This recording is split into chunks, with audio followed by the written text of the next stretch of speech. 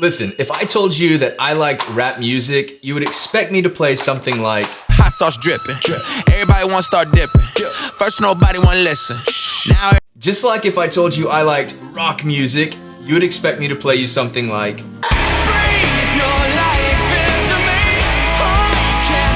Now you may be asking a really good question. Can a song be both rap and rock?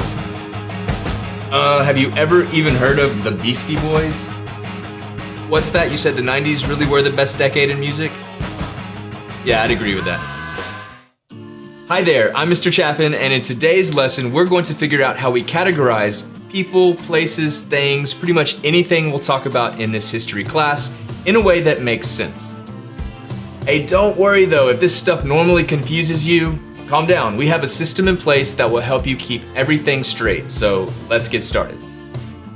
Everything we learn in this class pretty much can be put into a nice, neat category where it will pretty much live forever.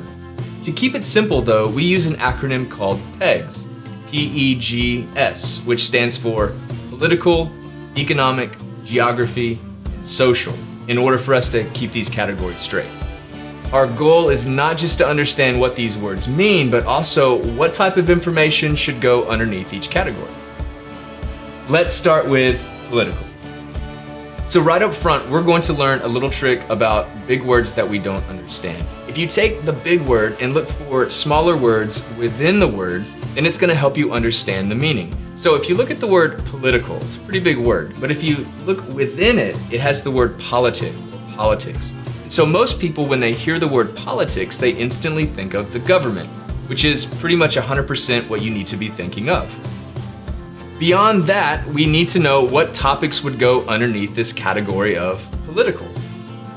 These would be things like laws, presidents, kings, and rulers, borders of a country, territory that a country takes over, wars, peace treaties, and pretty much anything remotely related to what a government can do or is in charge of. Hold on to your wallets. Next up is economic.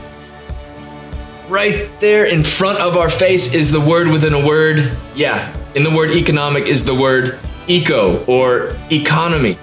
Whenever we hear about the economy on social media or in the news, there's always one underlying theme: money.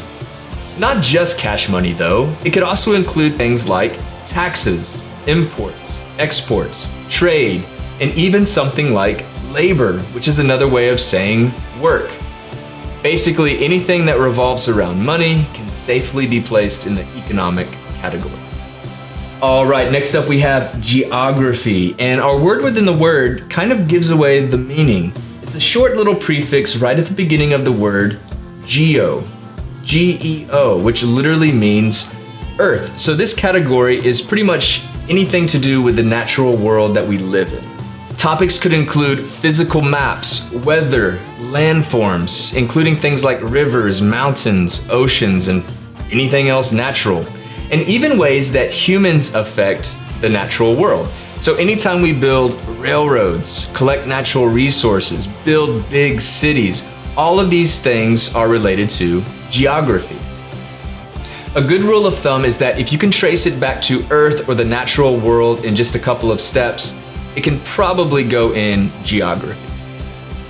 Last but not least is social. Now, social typically comes before another word as some sort of descriptor. It describes other words. So when we think of things like social media or social club or social skills, maybe something that you learned when you were growing up. And I think 2020 brought us our favorite social meaning of all, social distancing. Yay for COVID! The common thread here is people and the relationships between people.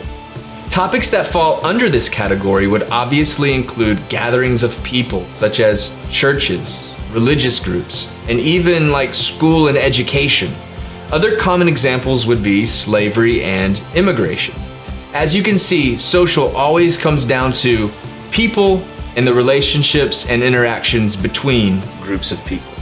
All right, so some basic info today, but it is very important that you understand the meanings of these words because we use at least one of them every day in class as we categorize information each and every day. Now, there's really just one question to walk away knowing today, and that is, can you define and list topics for each of our PEGS categories? If you can do that, then you are going to reach history level expert before you can say the word chronological order. Come on, laugh at my bad joke, okay? All right, you've officially been schooled by Mr. Chaffin. Thank you for watching, and remember, history needs you to keep the story going. Take it easy.